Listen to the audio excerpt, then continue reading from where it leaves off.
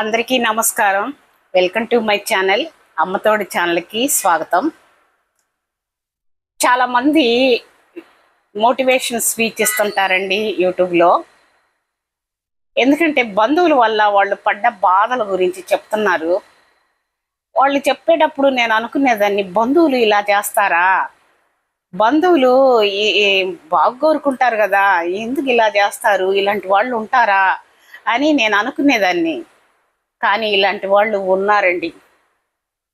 నేను వాళ్ళ గురించి చెప్పాలనుకుంటున్నాను ఈరోజు. భార్యాభర్తలు కుటుంబం. భర్త యజమాని చనిపోయినాడు.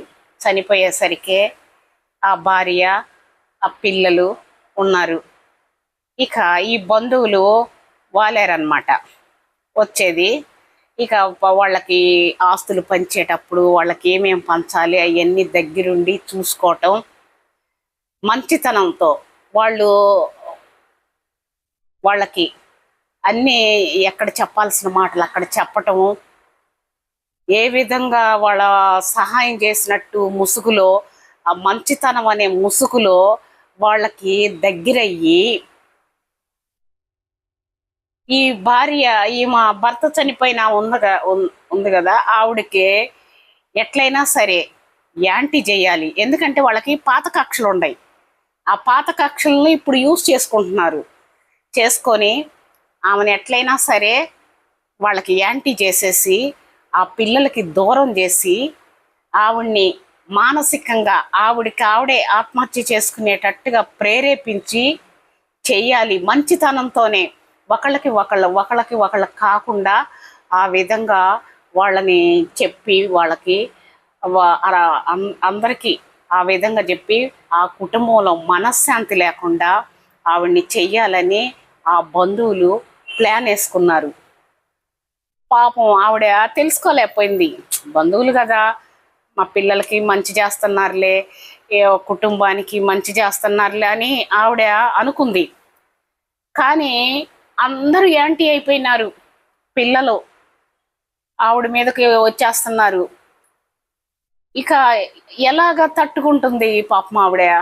ఎవరికి చెప్పుకుంటుంది? ఉన్నదే పిల్లలకే చెప్పుకోవాలి. మళ్ళీ ఆ బంధువులు ఏం చేస్తారంటే ఇళ్ల పక్కల వాళ్ళకి ఫోనులు చేసేది, వాళ్ళ యోగక్షేమాలు కనుక్కున్నట్టుగా వాళ్ళ గురించి వాళ్ళకి బ్యాడ్గా చెప్పేది, అలా కూడా చేసేవాళ్ళంట.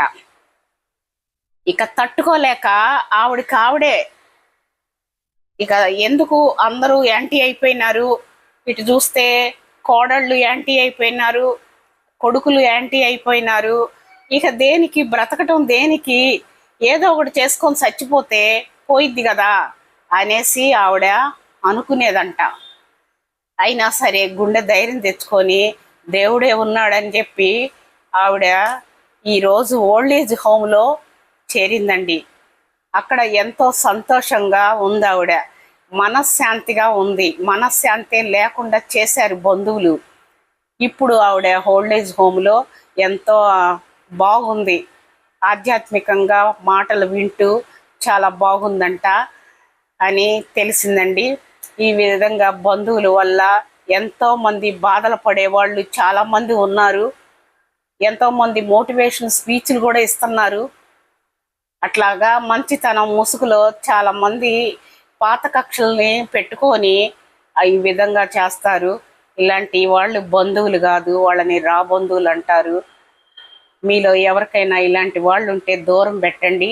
ఖచ్చితంగా నా వీడియో నచ్చితే ప్రతి ఒక్కళ్ళు లైక్ చేయండి, సబ్స్క్రైబ్ చేయండి. Thank you.